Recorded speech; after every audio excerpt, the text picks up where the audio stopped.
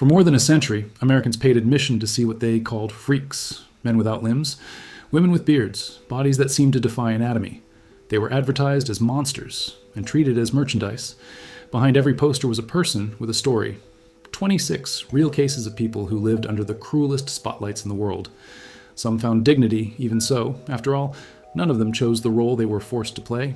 Do not forget to comment below which one left you the most impressed. Number 1. The Invulnerable Man. Arnold Henske, stage name Miran Dejo, was born in Rotterdam in 1912. Starting in 1947, he became famous in European theaters for an act that doctors could not classify. He let swords and foils pass through his body from side to side, piercing the abdominal region, without bleeding, without screaming, and without losing consciousness. The audience thought it was a stage trick. The doctors who examined him up close reached a different conclusion. In 1947, Dejo was subjected to examinations at the University Hospital of Zurich. Doctors took x-rays with the foil inside the body. The image showed the weapon passing through the abdominal cavity between vital organs. No visible bleeding, no perforation of the intestines. The surgeon responsible for the examinations declared that there was no anatomical explanation.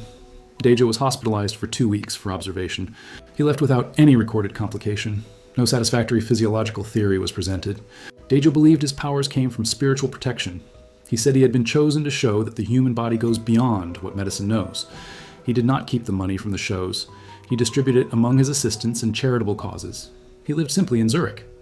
The doctors who examined him throughout his career agreed on 2 points. There was no visible trick, and no human being should repeatedly survive what he did on European stages. In May 1948, Miran Dejo asked to swallow a steel needle as part of a new experiment. The doctors warned against it. He insisted. The needle was swallowed. Days later, high fever and severe abdominal pain. The needle had perforated internal organs. He underwent emergency surgery. He died on May 26, 1948, at 35 years old. The man who pierced his body with swords without bleeding was killed by a sewing needle. Nobody found a better explanation. Number 2. The Human Fountain.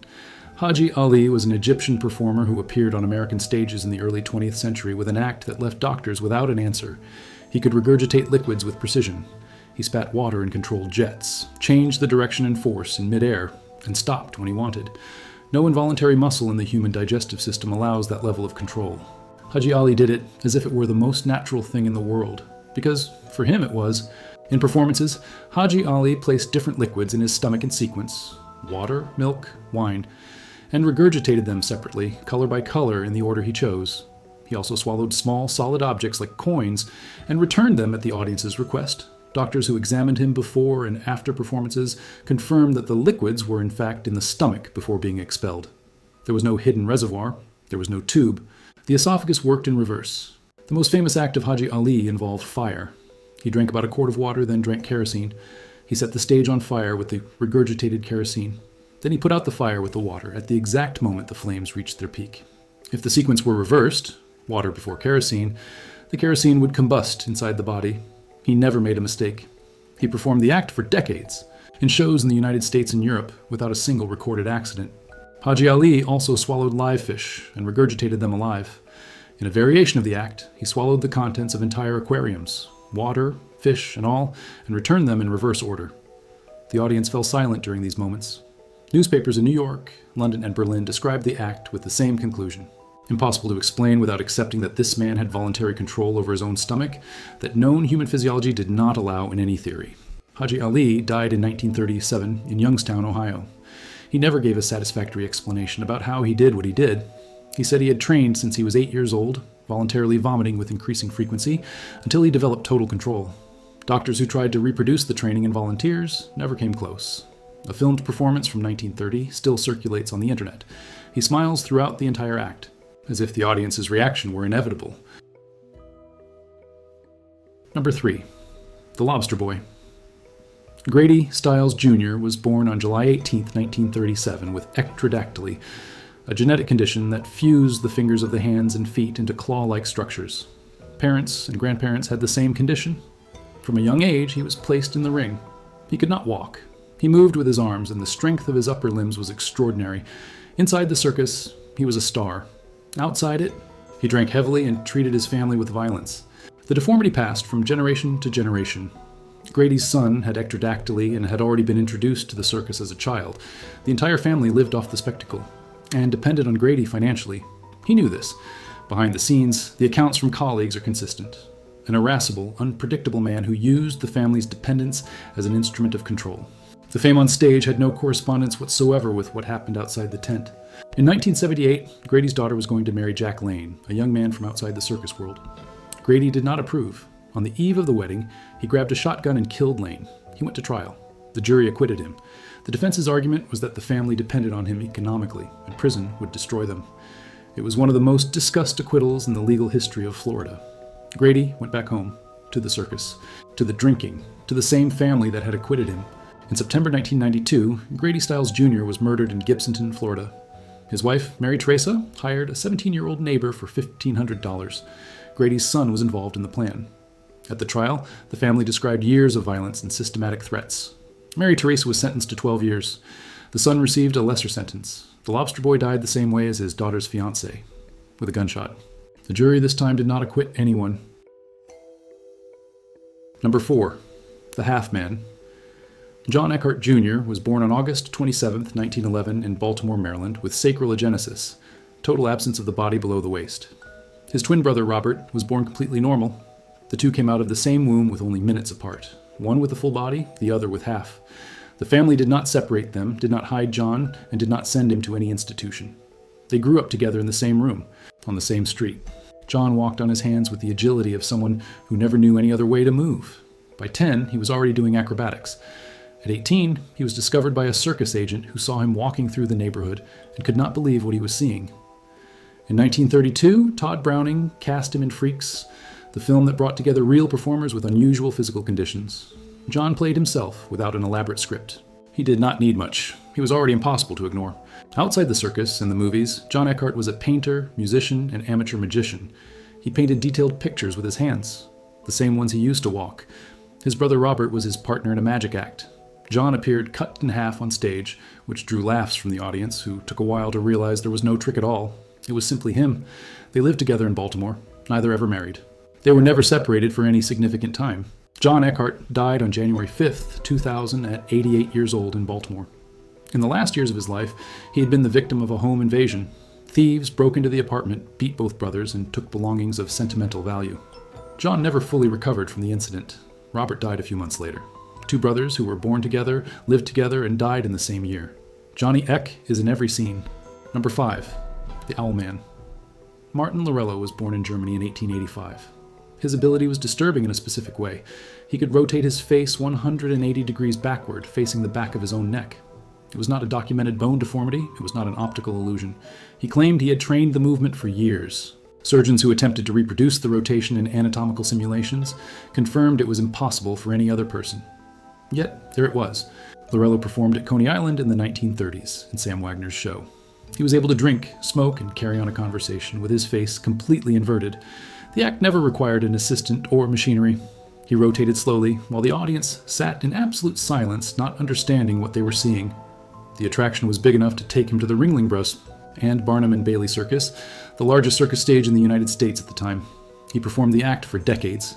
Lorello appeared in the film Freaks by Todd Browning in 1932, alongside dozens of performers with real conditions. He was well-liked behind the scenes, reserved, polite. He rarely spoke about how he had developed the act. He died in 1955 in New York. He never left a record of how he learned it. The doctors who examined him throughout his life documented the movement as real and found no anatomical explanation that held up. The case remains in the 20th century archives without a definitive classification.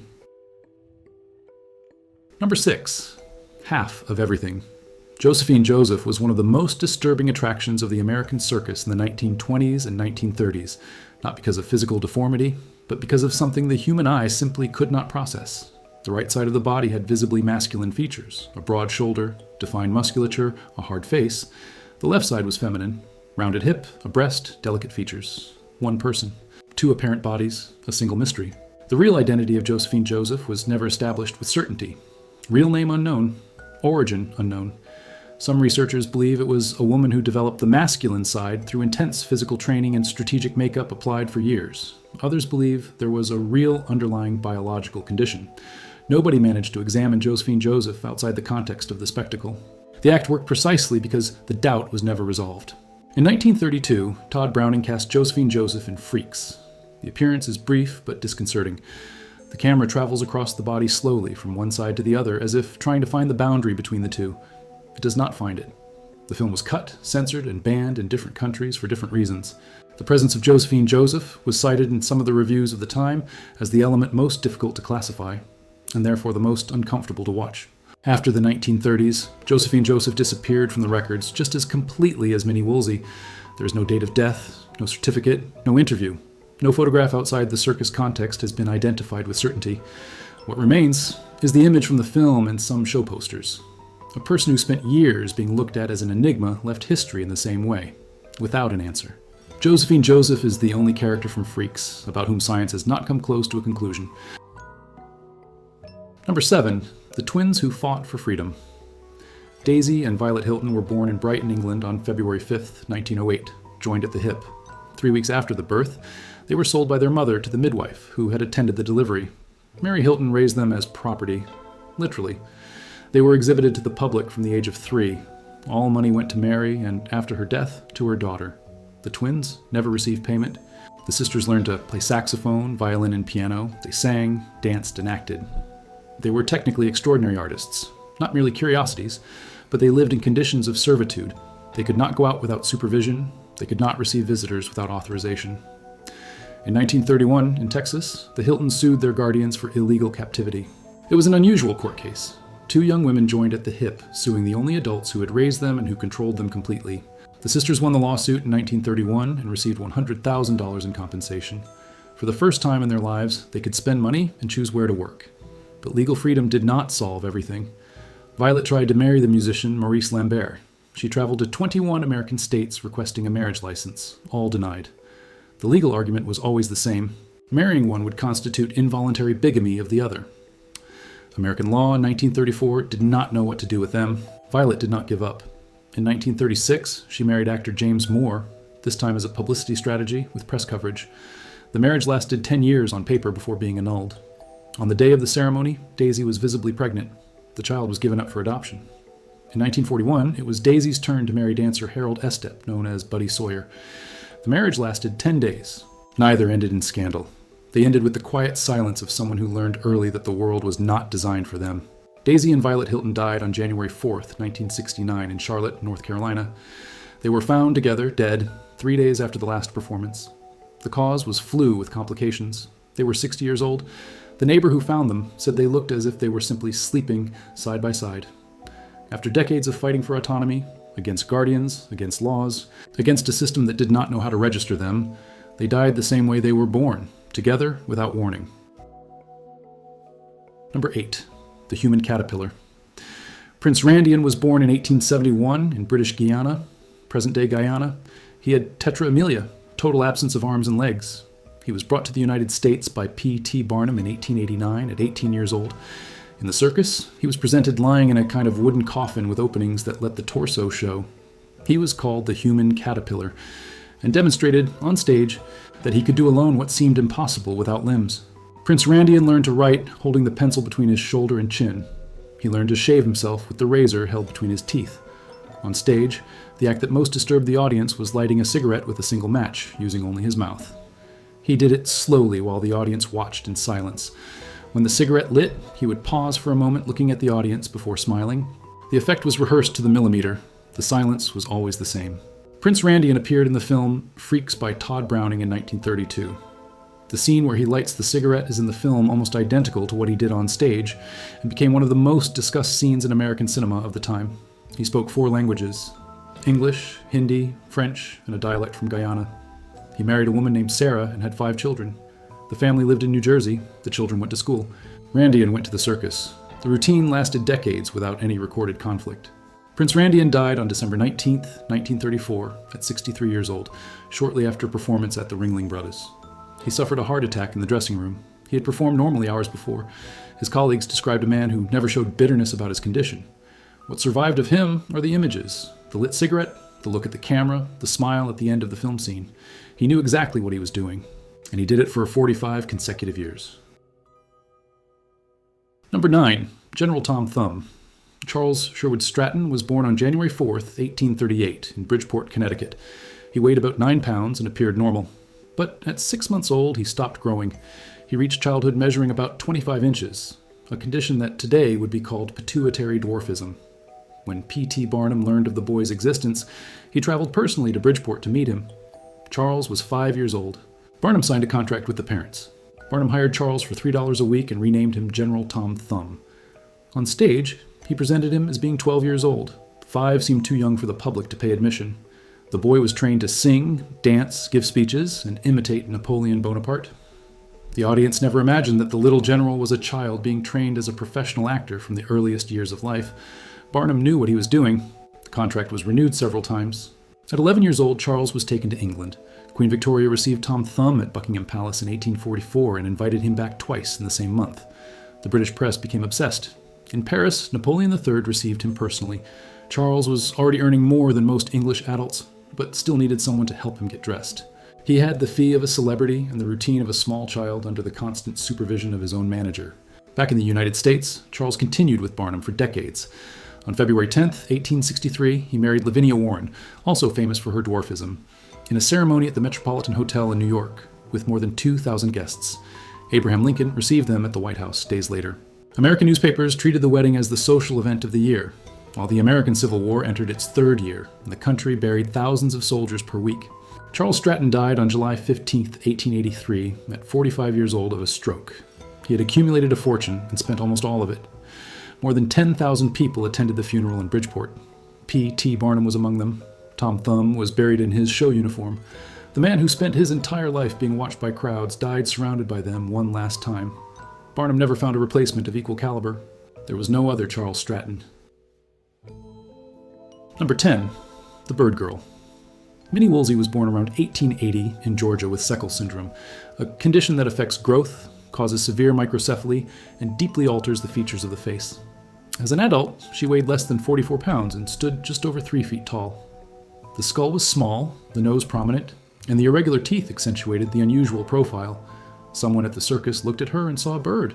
The nickname Coo-Coo stuck forever. Minnie was hired by American circuses while still young and built an elaborate character. She wore clothes covered in feathers, wore enormous glasses, and moved across the stage with agitated gesticulation that reinforced the image of a bird. It was not just a passive exhibition. There was real performance.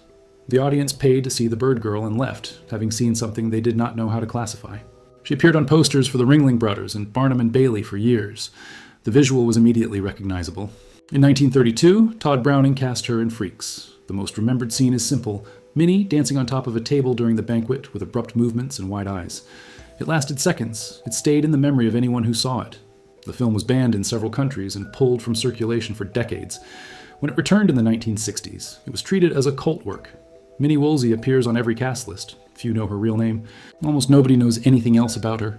The whereabouts of Minnie Woolsey after the 1940s are completely unknown. There is no registered date of death. There is no certificate, no obituary, no account from colleagues about her last years. She entered the American circus circuit, danced in the most controversial Hollywood film of the 1930s, and then simply disappeared from the records. A woman who spent her life being watched by thousands of people left the world without anyone noting when or where. The file ends blank. Number 11. The Wonder Girl. Frida Pushnik was born on September 6, 1923, in Connellsville, Pennsylvania, without arms or legs, only a torso and a head. The doctors told the parents she would not survive childhood. Frida lived to 76 years old. At 10, she was taken by her mother to an audition at Ripley's Believe It or Not. The producer hired her on the spot. She entered the shows as the girl without arms and legs and spent the next decade traveling across the United States. On stage, Frida combed her own hair with her mouth. She wrote letters. She sewed. Each act was performed with the precision of someone who had trained for years, which was exactly the case. There was no assistant. There was no camera trick. It was her, sitting on a platform, doing what most people do with their hands, using only her teeth and lips. The audience fell silent.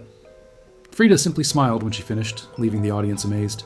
Frida Pushnik married twice. She had friends outside the circus, traveled on her own, and gave interviews with ease. In one of them, she said that childhood in the circus had been the best time of her life. Not out of nostalgia, but because it was there that she learned she could do anything. She died on December 27, 2000, in Los Angeles. Ripley's kept her as one of its best-known attractions for more than 2 decades. Frida Pushnik never asked for compassion. She never needed to. Number 12, the twins from Yucatan. Pip and Flip were the stage names of Elvira and Jenny Lee Snow, twins born in Georgia with microcephaly, a condition that results in a small skull and limited neurological development. The promoter who discovered them thought twins from Georgia did not have enough appeal. He renamed them Twins from Yucatan and invented an Aztec origin story. The American public of the 1920s believed it without question. The box office confirmed it was the right choice. The sisters were always presented wearing matching outfits, identical dresses, identical hairstyles. The look reinforced the idea of exotic symmetry that the posters promised. On stage, they smiled, waved, and interacted with the audience with a spontaneity that genuinely charmed.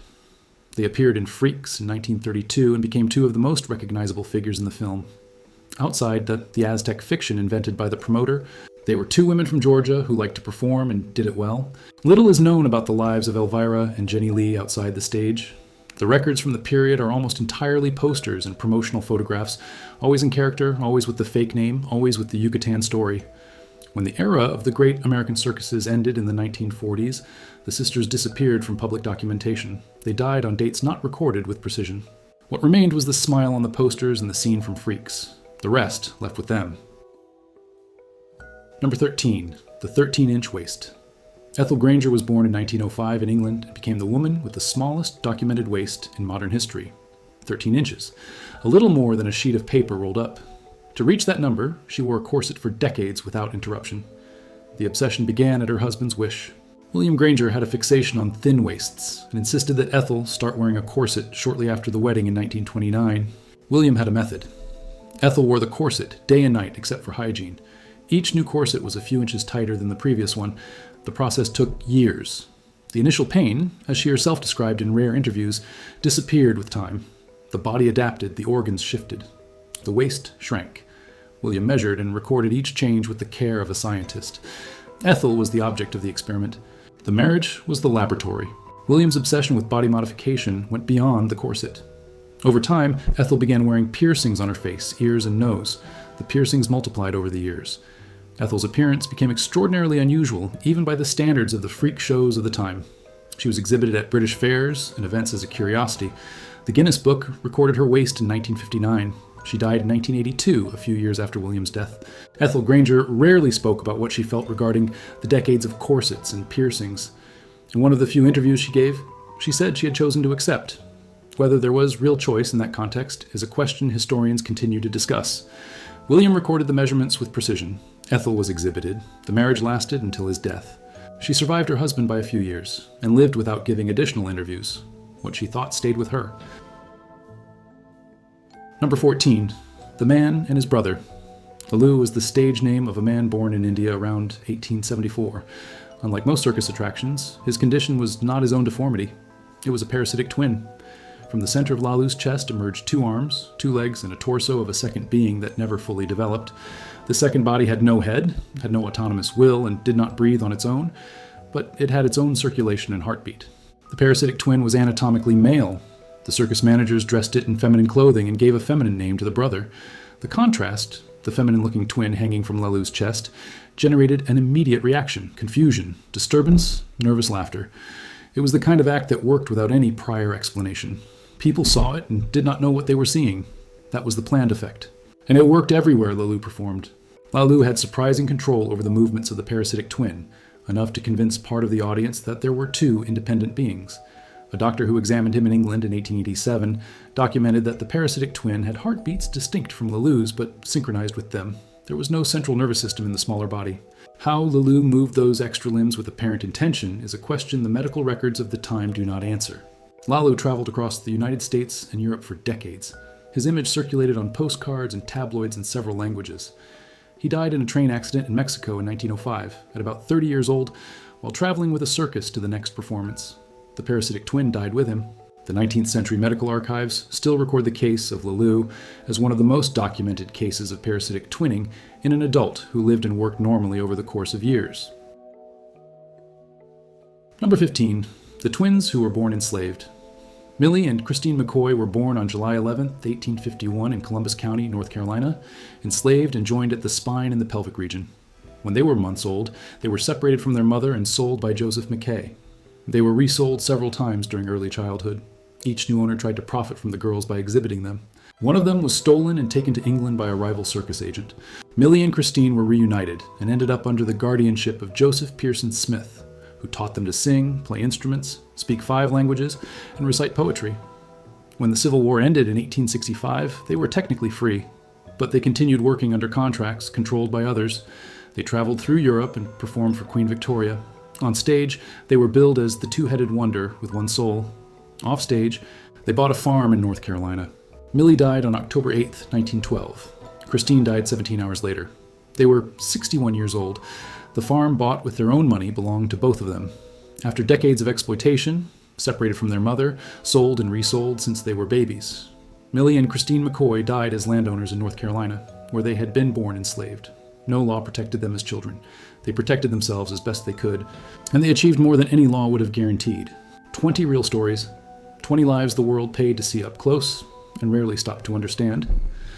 Behind the circus posters of the 19th century, there was something more complicated than monsters or freaks, people who learned to survive in the only spaces left for them. If any of these cases stuck in your head, write in the comments which one it was. Like the video, subscribe to the channel, and turn on notifications. Reality always outdoes the screenwriter. Number 16, the smallest woman in the world. Lucia Zárate was born on January 1664 in San Carlos, Mexico, with microcephalic osteodysplastic primordial dwarfism, an extremely rare condition that results in reduced stature with body proportions close to normal. As an adult, she stood about 20 inches tall and weighed just over 4.5 pounds. Her adult hand was the size of a newborn's hand. The Guinness Book recorded her for decades as the smallest documented woman in history. Lucia arrived in the United States with her parents and began performing as a teenager. She became famous on the American circuit of fairs and circuses, and later European ones, as La Petite.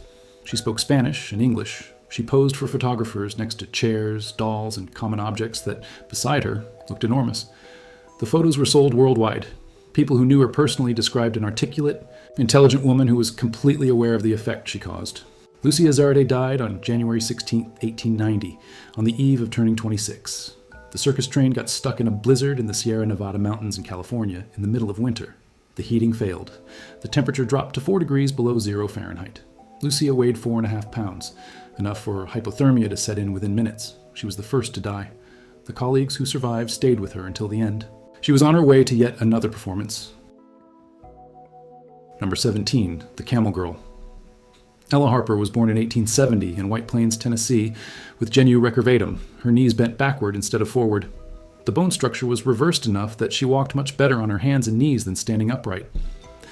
In the vertical position, she balanced with considerable effort. On all fours, she looked completely natural. Her parents took her to doctors who did not reach a definitive diagnosis. Ella Harper was hired by the W.H. Harris Nickel Plate Circus when she was 17 years old. She earned $200 per week, roughly $6,000 in today's values. She was billed as the Camel Girl, and the poster showed the way she walked, knees curved backward, hands on the ground. The image became an icon of American shows of the time. Postcards with her photo were sold by the thousands. Her silhouette was recognizable even without the name on the poster. Ella performed for a few seasons. In 1886, still young, she personally distributed a printed card during performances with the following text: "I would rather walk on all fours in the manner of animals than travel the country to be exhibited to the public. I will stop as soon as I have saved enough money to support myself." She stopped. Few circus artists of the 19th century left with a clearer and more dignified statement about their own experience in the ring. Ella Harper married William Dempsey and had a daughter. She lived in White Plains, Tennessee until she died in 1921 at 51 years old. Her name disappeared almost completely after retirement. It only returned to public attention in the 21st century, when circus history researchers found the card she had distributed at performances. The text was treated as one of the most direct documents about the experience of a circus attraction in the 19th century, written by her. Number 18, the four-legged woman. Josephine Myrtle Corbin was born on May 12, 1868 in Lincoln County, Tennessee. She had 4 legs. The medical explanation was incomplete fusion of a twin during development. The twin had formed a second pelvis with 2 lower limbs inside Josephine's body. The 2 extra legs were smaller and weaker. She could move them slightly, but not enough to walk. They were real, documented, and examined. Josephine was taken to the P.T. Barnum Circus as a child. She was exhibited as the four-legged woman, a title that required no exaggerated narrative. The body spoke for itself. At each performance, doctors were invited onto the stage to confirm to the audience that there was no trick. It was real. Throughout her career, dozens of doctors signed written statements confirming the authenticity of the condition. Josephine remained in the ring for several years without any interruption. At 19 years old, Josephine left the circus and married the doctor Clinton Bicknell. The decision caused surprise. Unions between women exhibited in shows and men from outside that world were rare at the time. She had 4 children. The deliveries were treated as complex medical challenges, given the unusual anatomy. The records indicate that all were performed successfully. Josephine raised her children away from the stage and never performed again. She left no public statements about her circus years. Josephine Myrtle Corbin died in 1928 at 60 years old. The exact causes were never officially recorded. Outside the circus world, few knew who she had been. Her condition, the presence of a dipygous twin, remains one of the most documented cases in 19th century medicine. Only a handful of similar cases have been recorded in history. Most did not survive childhood. Josephine survived, raised children, and lived 4 decades after leaving the ring forever. Number 19. The Siamese twins. Chang and Eng Bunker were born on May 11, 1811, in Meklong, Siam, today Thailand. They were joined by a band of cartilage at the abdomen with partially fused livers. The mother had Chinese ancestry. The father was Siamese. At 18 years old, an American merchant named Robert Hunter took them to Boston. They arrived in August 1829 without speaking a word of English.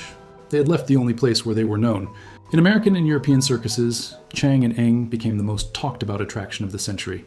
P.T. Barnum exhibited them for years. The nickname, Siamese twins, eventually became the medical term for any conjoined twins. They learned English, played chess, juggled, and played the flute. They earned enough money to buy a farm in North Carolina in 1840 and became American citizens. The public treated them as a phenomenon. They treated themselves as businessmen. In 1843, the two married 2 sisters. Chang married Adelaide Yates, and Eng married Sarah Yates. The double ceremony became national news. They built 2 separate houses and alternated weeks between them without exception. Chang had 10 children, Eng had 11. 21 in total. The children were raised normally. The marriages lasted more than 25 years. Neither of the 2 women left a public record of complaint about an arrangement the rest of the world considered impossible. Chang and Eng died on January 17, 1874. Chang woke up feeling ill that early morning. When Eng realized his brother had died, he collapsed. He died 3 hours later. Doctors who followed them believed a separation surgery would have been viable with the technology of the time, but the 2 never wanted it. They said they did not know how to live without each other. They are buried together in Mount Airy, North Carolina. Their medical file continues to be studied. Number 20. The Three-Legged Man. Francesco Lentini was born on May 18, 1881, in Rosellini, Sicily. He had 3 legs, 4 feet, 2 sets of genitalia, and a rudiment of a 4th leg. The condition was the result of a parasitic twin that did not complete development. The pelvis and limbs of the twin remained fused to Lentini's body. The doctors who examined him at birth told the parents that separation was impossible without immediate risk to his life. The Lentini family had 12 children. Francesco was sent to a home for children with disabilities around the age of 7, not out of rejection, but because there were doctors and educators there. In that home, he lived alongside blind, deaf, and limbless children. In interviews he would give decades later, he said it was there that he learned not to feel sorry for himself over the 3rd leg. There were people with problems he would never have. That perspective, he stated, stayed with him for the rest of his life. At 8 years old, Lentini was brought to the United States by a circus agent. Barnum hired him. The 3rd leg was functional enough for him to use it to kick a ball on stage, which he did frequently to provoke the audience. He learned English, attended schools, and made sure his children, he had 4, studied at American schools. Life outside the ring was completely ordinary. The circus was work. Lentini never confused the 2. Frank Lentini became famous not only for his condition but for his humor. He had jokes rehearsed with comic precision. The most repeated, "I have 3 legs. I never need to fight for a seat on the streetcar." Another, "When I walk on the beach, I leave 3 footprints, not 2. The journalists who interviewed him expected to find bitterness. They found a man with an elaborate vocabulary and a sense of timing who clearly understood the effect he caused. He understood it better than any reporter who came to interview him. Frank Lentini died on September 22, 1966, in Jackson, Tennessee, at 85 years old. He had performed for more than 70 years. He worked at the Ringling Brothers, thus the Barnum and Bailey, and smaller circuses. His eldest son stated in an interview that his father never treated the 3rd leg as a burden. He treated it as part of who he was, period. Lentini is the person with 3 extra limbs to live the longest in all of documented history. And the funniest? Number 21. The Headless Chicken. On September 10th, 1945, on the Olson family farm in Frida, Colorado, a chicken named Mike was taken for slaughter. The axe came down, but the blow did not hit the right spot. It cut part of the skull and most of the face, but left the brain stem intact, the region responsible for breathing, circulation, and basic reflexes. Mike stood up, shook his body, and kept walking around the yard without his head. The owner, Lloyd Olson, discovered the next day that Mike was still alive. He began feeding him with an eyedropper directly into the esophagus, water and corn kernels. He hired a physiology specialist who confirmed the brain stem was intact and functioning. Mike was not in pain and was not dying. It was biologically possible. Olson took the chicken to paid exhibitions across Colorado, Utah, and California. The public paid 25 cents to see. The press called it a miracle. Mike the headless chicken lived 18 months after the blow. He died in March 1947 in a motel in Phoenix, Arizona, when he choked during the early morning hours, and Lloyd could not find the emergency syringe in time. He had generated the equivalent of $50,000 at the time, roughly $700,000 today. The entire story was verified by Colorado State University. The town of Frida still holds an annual festival in honor of the chicken. The festival exists. Number 22, The Bearded Lady. Annie Jones was born on July 14, 1865 in Marion, Virginia, with facial hypertrichosis. At 2 years old, P.T. Barnum paid the family $1 per week to exhibit her as the bearded baby. The mother stayed on stage beside her to give authenticity to the spectacle. Years later, Annie was briefly kidnapped by a rival circus agent who tried to steal the attraction from Barnum, an episode the newspapers of the time treated as a commercial scandal. Annie Jones grew up in the circus, but she grew up with opinions. While other attractions accepted the nicknames the promoters invented, Annie chose her own title, Bearded Lady. Not freak, not phenomenon. She became the informal spokesperson of the Congress of Freaks, an internal organization that tried to improve working conditions. She wore elegant clothes and refused any setting that treated her like an animal. The stance was deliberate and consistent throughout her entire career. Annie Jones traveled through Europe with the Barnum and Bailey Circus and performed in more than 20 countries. Posters with her image were printed in 6 languages. When she gave interviews, her favorite topic was dignity, her own and that of her colleagues.